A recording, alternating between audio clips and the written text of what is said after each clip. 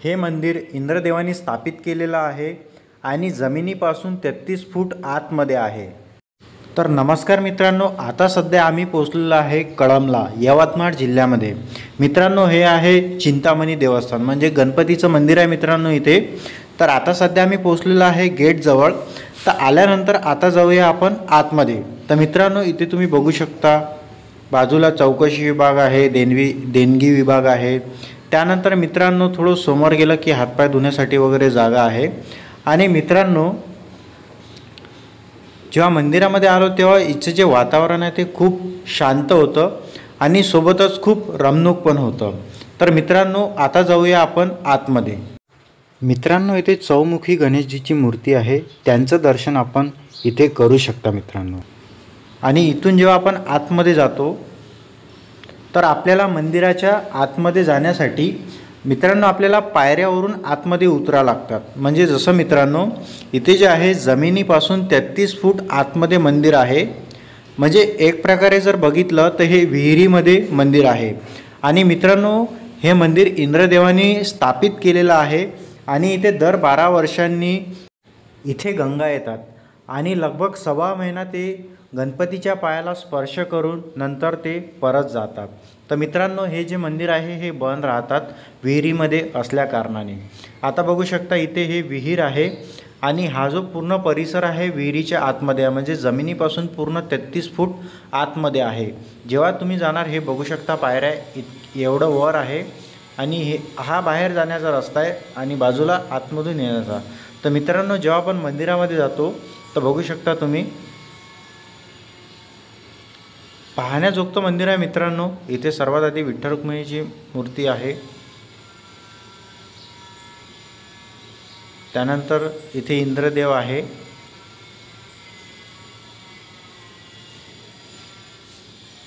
आणि इथे महादेव पिंड आहे।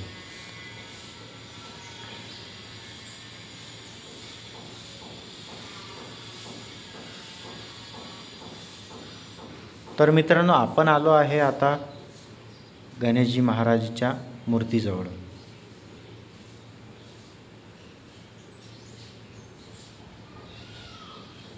हे बघू शकता मित्रांनो, आपण दर्शन घेऊ शकता गणपती महाराजाचं।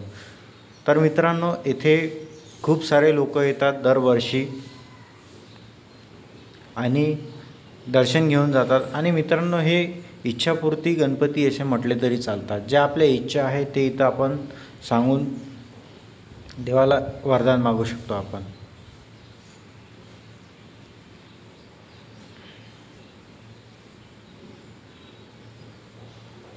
हा मित्रांनो मंदिराच्या आतमधला परिसर आहे। जेव्हा आपण आतमध्ये येतो तेव्हा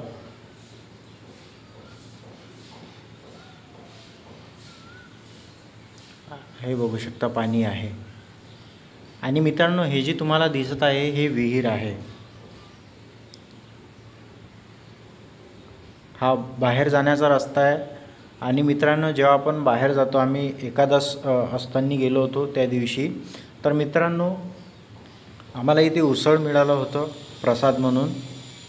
हा मंदिराच्या बाहेरचा भाग आहे, वरचा कमान वगैरे। तर बघू शकता तुम्ही खूप स्वच्छ परिसर पण आहे मित्रांनो आणि मोठा एरिया पण आहे मंदिराच्या आजूबाजूला। हे रांगवतात पण गर्दी कमी असल्यामुळे आमचं बातच तात्काळमध्ये दर्शन होऊन गेलं होतं।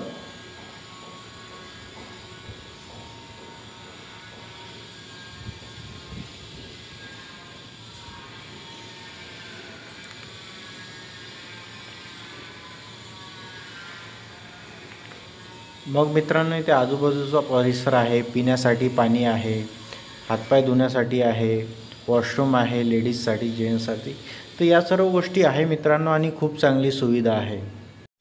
तर या फोटोद्वारे आपण बघू शकता मंदिराच्या बाहेरचे नजारा।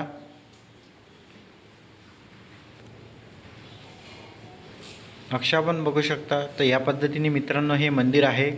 तर मित्रांनो, आम्ही 5 जण गेलेलो होतो कळंबला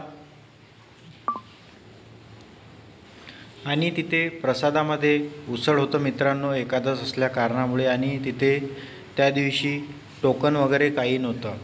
तर मित्रांनो, जर तुम्हाला आजचा ब्लॉग आवडला तर व्हिडिओला लाईक करा, चॅनलला सबस्क्राईब करा, बेल नोटिफिकेशन जरूर दाबा आणि या चॅनलला आणखी काही ब्लॉग्स आहे तर त्या ब्लॉगचा तुम्ही आनंद घेऊ शकता मित्रांनो. जर व्हिडिओ आवडला तर लाईक करा आणि चॅनलला सबस्क्राईब नक्की करा मित्रांनो.